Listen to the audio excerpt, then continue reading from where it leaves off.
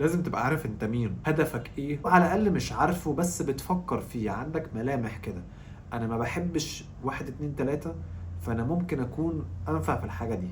رقم 4، اجرب رقم 4. ازيكم؟ معاكم دكتور عطية، والنهارده اكلمكم على الفرق بين رائد الاعمال او الانتربرنور والمستثمر او الانفستور. المصطلحين دول في 2025 منتشرين جدا جدا على السوشيال ميديا وبين الشباب. احيانا الناس بتفكر ان الاتنين نفس الحاجه، وناس كتير عندها معلومات مغلوطه ان رائد الاعمال اهدافه نفس اهداف المستثمر، بيستخدم نفس الوسائل او بيتعلم نفس التعليم او حتى بيفكر بنفس طريقه التفكير. ده مش حقيقي. رائد الاعمال ده شخصيه مختلفه تماما عن المستثمر، ودور كل واحد فيهم يعني لا يقل أهمية عن التاني. هما الاتنين مع بعض بيكونوا سوق حيوي وحركة عمل، وطبعا وظائف وفرص عمل كتير للشباب اللي هو احنا، عشان نشتغل وننتج ونقبض وندي برودكتيفيتي ونبقى منتجين، ويعني الدنيا تزدهر ويبقى كله مبسوط.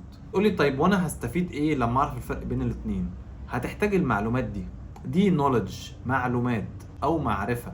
انا بحاول اديك المعرفة بتاعة المصطلحات الصعبة والتقيلة واللي الناس بتحاول تخليها سوفيستيكيتد ومتعقدة وتقعد تعمل عليها حلقات بالساعات. انا بحاول ان انا ابسطها لك خالص في فيديو يعني اقل من ربع ساعة. اول حاجة، رائد الاعمال او الانتربرنور هو مين؟ هو شخص غالبا بيبدأ من الصفر وبيأسس شركة على حسب الفيجن او على حسب الرؤية بتاعته. Very passionate about, and don't try to chase what is kind of the hot passion of the day. انا كشخص رائد اعمال، انا شايف ان السوق محتاج سلسلة مطاعم او محتاج خدمة جديدة الناس مفتقداها ومحتاجاها. فده دور رائد الاعمال، ان هو بينشئ او بيبتكر حاجة السوق محتاجها او فيها جاب او نقص، هو بيعوض النقص ده وبيتربح من خلال الخدمة او المنتج اللي هو بيوفره ده. هتقولي طب يا دكتورة ايه دور رائد الاعمال ده؟ يعني بيعمل ايه يعني؟ اقول لك لا، حاسب. يبتكر فكرة جديدة او ممكن فكرة اوريدي موجودة ولكن هو بيحاول يعملها بالستايل وبالطريقة الحلوة بتاعته. زي مثلا حد بيعمل محل فول وطعمية العربية في الشارع، وحد تاني بيعمل براند للفول والفلافل. فالفرق بين ده وبين ده يعني ده بيبيع نفس الحاجة ولكن بطريقة لكجيريوس او طريقة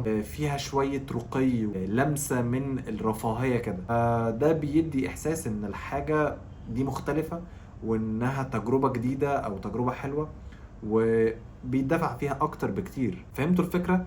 فهو راجل بيبتكر، بيخطط، لأن كل ده طبعا محتاج خطة. لأن رائد الأعمال لو هو بيبدأ كده مشروعه على أساس يعني هواه، ففي ناس بتضيع وقتها وعمرها في مشاريع يمين وشمال على امل ان هي تنجح زي ناس تانية. بس الفكره اللي بتفشلهم بقى ان هم ما عندهمش خطه. حاجه كمان رائد الاعمال بيعملها او الانتربرنور، وهي انه بيبني فريق، بيبني سيستم او مجموعه موظفين وفوقهم مدير ومجموعه مديرين من الموظفين، طبعا بطبقات مختلفه على حسب الخبره، ويحط فوقهم مدير يقدر ان هو يديرهم وينظمهم ويكيب ذا اوبريشن او يخلي العمليه تفضل ماشيه وسلسه. يبيلد سيستم او يبني نظام. اخدتوا بالكم من حاجه؟ رائد الاعمال ده راجل بيبني، بيبتكر، بيحقق الفيجن اللي هو شايفها على شكل مشروع او على شكل خدمه او على شكل منتج، بيطلع شخصيته وافكاره فيه. ده ينقلنا بقى للنقطه اللي بعدها وهو الهدف. الانتربرنور ده او رائد الاعمال ده هدفه ايه يعني؟ هل هدفه الربحيه؟ والله ما اقدرش اقول لك لا، يعني الناس كلها بتشتغل طبعا عشان الربح وعشان المكسب، ولكن الراجل ده هدفه الاهم هو بناء بيزنس. يعني ممكن رائد الاعمال ده يبني بيزنس زي مثلا محل شاورما، برجر تراك يعني عربيه برجر مثلا او فول، ممكن يفتح محل ملابس، مش فارقه.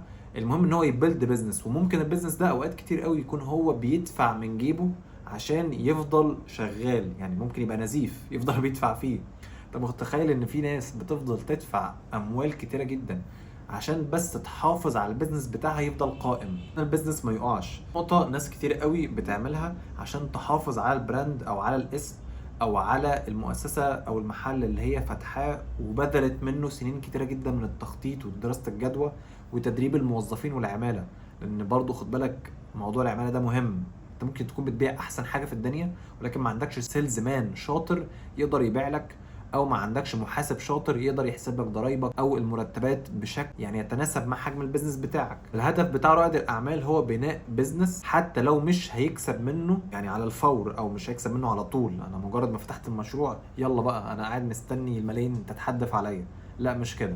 اغلب الوقت بيبقى في ميزانيه كده محطوطه اصلا للمشاريع اللي هي اللي الناس بتبداها او رواد الاعمال بيبداوها. هي عباره عن ميزانيه الطوارئ او ميزانيه اول 6 شهور لسنه، بحيث ان احنا عارفين ان احنا مش هنقدر ان احنا نكسب بسرعه قوي، الا طبعا لو نصب. يعني ما في ناس بتنصب وتجيب حاجات متهربه مثلا فالتكلفه بتبقى ميته. في ناس تانية والله رزقها واسع وسبحان الله فتحت في المكان الاستراتيجي ده والناس فجاه بقت بتتلم عليه، عمل ماركتنج حلو. هي في عوامل كتير قوي، ولكن الفكره والهدف الاساسي من لرائد الاعمال ان هو يبني بزنس زي ما قلنا، مش الربحيه رقم واحد. وطبعا زي ما قلنا طالما انت هتبني بزنس يبقى انت لازم تكبر مع الوقت. هو انا فتحت محل هذا بيدخل لي $1000 توتال مثلا يعني، طيب ما انا عايز اخليهم 2000 و3 و10 و20. المحل ده اقصى امكانياته ان هو يدخل المبلغ ده. طيب ما انا محتاج اتوسع افتح فرع تاني في منطقه مثلا ساحليه او سياحيه، محتاج افتح فرع تالت في منطقه مزدحمه مليانه ترافيك او سكان تعدي رايحه جايه تبص على البضاعه بتاعتي وتشتري منها. دي نقطه مهمه وبعيده عن ناس كتير او في ناس كتير قوي بتغفل عنها، هي ان كل ما البوبيوليشن او التعداد بيزيد بتاع السكان، كل ما تفتح في منطقه مزدحمه او فيها ناس كتير، الناس الكتير دي متطلباتها كتير، معاها فلوس كتير، حتى لو هم على قد حالهم او مستواهم الاجتماعي قليل بس هم كتير قوي، فالمبلغ القليل اللي مع الناس الكتير قوي هيبقى مبلغ كبير. الناس الكتير قوي دي لو جه منها ناس تشتري من عندك فانت بالتالي هتبيع كتير، بعت كتير خلاص انت ركبت الصاروخ، هتعدي بقى ومحدش هيعرف يحصلك. طب امثله مثلا زي مين؟ والله في مثال اللي هو الاوفر قوي زي ايلون ماسك، انجح واشطر واغنى رجل في العالم وانتربرنور في العالم. هو ابتكر تسلا، ابتكر سبيس اكس، ابتكر فكره ان احنا نسافر نعيش على كواكب تانية، ان احنا نكتشف المريخ، ان احنا نعمل طاقه مستدامه وعربيات الكهرباء. هو بيبتكر فكره او الفكره موجوده وهو نفذها على ارض الواقع. هو ده راجل يعني ما بيجيش زيه كتير، هو ما بيجيش زيه اصلا يعني، ده واحد من 8 مليار بني ادم هو اللي قدر يعمل كده. تيجي تقول لي طب يا دكتور انت مش قلت لي لازم يكون بادئ من الصفر؟ ما هو مش شرط يكون بادئ من الصفر، ممكن يكون اشتغل كموظف فتره طويله جدا لحد ما جمع راس المال اللي بدا بيه مشروعه. ان زي ما قلنا ايلون ماسك ده مثلا، يعني نكمل في المثال بتاعه، هو ابتكر باي بال، بعد كده باعها. بعد ما باع باي بال بقى معاه راس مال كبير قوي. مين قصدي؟ الفكره برضه ان هو ابتكر، هو اخترع حاجه ما كانتش موجوده، وكان في خدمات موجوده وهو زود عليها. وخد بالك ان رائد الاعمال ده ممكن يكون كان ماشي بشرابات مثلا او مناديل بيبيعها، واحد فاتح محل قماش او اجهزه كهربائيه، ما بتفرقش. اهم حاجه في ان انا كنت ماشي من الشارع ده ما كانش فيه حاجه، دلوقتي انا ماشي في الشارع ده شايف المحل بتاعك، شايف اللوجو بتاعك، الاسم، البضاعه بتاعتك اللي جوه المحل، وانت طبعا بتحاول تبيع لي او انت عندك الحاجه اللي انا بدور عليها. فانا لما بنزل ادور في المحلات الاقيها عندك وبسعر كويس، الاقي كده ايه تخفيض كده على كوميونيكيشن سكيلز لذيذه، انا بنجذب لك وخلاص. يعني خد يا عم فلوسي اهو، فلوسي وهات لي الحاجه اللي انا محتاجها او بدور عليها. فهمتوا الفكره؟ ده بالنسبه لرائد الاعمال. طيب يا سيدي بالنسبه للانفستور او المستثمر، مين هو بقى المستثمر والاستثمار والانفستنج والفلوس؟ هقول لك، المستثمر هو شخص معاه راس مال، هدفه الاول والاهم والوحيد هو الربحيه. بالعقل كده، ليه انت كمستثمر يعني راجل معاك راس مال، معاك ملاءة مالية محترمة، معاك مبالغ متوزعة في استثمارات كتير، انت ليه تحطها في مشروع بيفشل؟ او ليه تحط فلوسك في حاجه يعني ما بتكسبش قوي؟ انت معاك راس مال، كل هدفك كمستثمر ان انت تكبره، عايز تكبر راس مالك اكتر عشان تقدر تنفست اكتر، تزود ثروتك فتعيش في ليفل رفاهيه اعلى، وتبقى ثروتك يعني مقويه قلبك، وتقدر ان انت تضخ استثماراتك وراس مالك اللي بيكبر ده كل شويه تستقطع منه وتحطه في مشروع تاني. يعني كده اقدر افهم ان دور المستثمر هو انه يضخ اموال في المشاريع اللي بيبنيها رائد الاعمال، وبيكبرها وينميها ويضخ فيها كاش كتير عشان الفرع يبقى فرعين وثلاثة واربعة وخمسة ويفتح، ونعمل بقى كمان حملة ماركتينج، هات موظفين شاطرين وعمالة محترمة، ادفع رواتب كويسة، اجر بقى محلات في اماكن استراتيجية، ادفع. كل الدفع ده رائد الاعمال لوحده ما يقدرش عليه في مشروعه، بيحتاج المستثمر. انا هحاول ابسطها لكم شويه لان يعني بيتابعني برضو ناس صغيره من اول 13 و15 سنه، فانتوا حبايبي وعلى عيني وعلى راسي. والناس الكبيره برضو الاكبر من 20 لحد 40 سنه بيتفرجوا عليا، يعني انتوا على عيني وعلى راسي. تخيلوا كده ان المشروع عباره عن شجره او زرعه، والمستثمر ده هو حنفيه الميه كاش. دور الحنفيه ان هي تنزل ميه، تنزل كاش كتير. طيب ودور رائد الاعمال ان هو ده بقى الفلاح او المزارع اللي بياخد الميه ويروح يسقي بيها بقى الزرعه عن طريق خبرته، عن طريق ان هو عارف الزرعه دي بتحط لها ميه امتى وامتى ما ازودلهاش ميه عشان ما تبوظش نسبه الملح اللي فيها، ممكن يخلي الشجره تبوظ وتفسد وما تطلعش الثمار بتاعتها. ان هي كل حاجه نسبه وتناسب. فده بقى الفرق، ان المستثمر هو راس المال ورائد الاعمال هو الخبره والكفاءه، وزي ما قلنا بقى التخطيط والابتكار الليله بقى اللي احنا اتكلمنا عليها دي. الانفستور بقى او المستثمر كمان بيختلف عن رائد الاعمال، يعني بيدي لرائد الاعمال مبلغ، خد يا عم الحاج مثلا $1,000,000 مقابل ملكيه من الفروع بتاعتك، او مقابل توزيعة ارباح او اسهم في شركتك او في البيزنس بتاعك. فانت دورك الاول والاساسي كراجل مستثمر هو ان انت البيزنس يكبر ولكن تخرج باعلى ربحية. في حاجة اسمها التخارج، هي ان انت كراجل مستثمر انت بتتخارج من البيزنس، لان انت لقيت ان خلاص انا وصلت للبيك بتاع الربح، انا عايز اطلع منه بقى، ما ينفعش افضل مكمل فيه، يعني اكتر من كده هيغطس وهبدا اخسر. في جملة كده مشهورة يعني في سوق المالي، يعني هي ان راس المال جبان. ده حقيقي، راس المال بيحب الامان، بيحب الازدهار، بيحب البيئة الامان اللي تسمح له ان هو ينمو ويزداد ويتضاعف. طيب الهدف بتاع المستثمر ايه؟ احنا قلنا الرائد الاعمال او الانتربرنور هدفه ان هو يكيب ذا بزنس جوينج، او ان البيزنس يفضل ناجح ويفضل يكبر. لكن المستثمر اكبر مكسب والسلام عليكم، انا ما اعرفكوش، انا ما يهمنيش انت مين، وما يهمنيش دينك، وما يهمنيش معتقدك، ما يهمنيش انت بتعمل ايه، المهم انا اديك راس المال $1,000,000 ترجعه لي 2 و3 و4، ده اللي انا عايزه. عشان كده في ناس بتستثمر في شركات الدخان، شركات الاسلحه، يعني في حاجات مضره بالبشر عامه وبالكوكب وبالكائنات الحيه كلها، ولكن هو شايف دي حاجه مربحه. شركات التبغ بتكسب، شركات الخمره بتكسب، الماريجوانا مثلا في اوروبا وفي امريكا بتكسب جدا، الناس كلها عايزه المزاج بتاعها. او ما عندكش اخلاق، ده طبعا لو انت راجل مش مسلم او ما عندكش معتقدات دينيه او عارف انك هتتحاسب. في ناس كتير ما بيفرقش معاها، يعني عادي، انا اهم حاجه الفلوس. في ناس كده بايعه اخرتها، هو هدفه الاول والاخير انا عايز اجمع اكبر قدر من المال والناس تبص لي وتشوفني وانا غني. وطبعا ده هدف يعني عدمي وبيدل ان البني ادم سطحي جدا وتافه. خد بالك ناس كتيره جدا ناجحين رواد اعمال او مستثمرين، خلاص عرفنا الفرق بينهم بقى، وتفهيم. مواش عنده بقى الرؤية انه عايز يطور العالم ويبتكر ويعالج السرطان ومش الكلام ده. انا عايز فلوس، عايز اقعد اصرف على ملذاتي، عايز ابقى مشهور، عايز يعني اقعد افليكس على الناس بقى بان انا البيج بوس او ان انا الانفستور او ان انا الانتربرنور. ولكن انا في الحقيقة مش مهتم للناس اللي حواليا، مش مهتم اصلا بعيلتي وباولادي وبتربيتهم. وده سبب من اسباب الكتيرة جدا اللي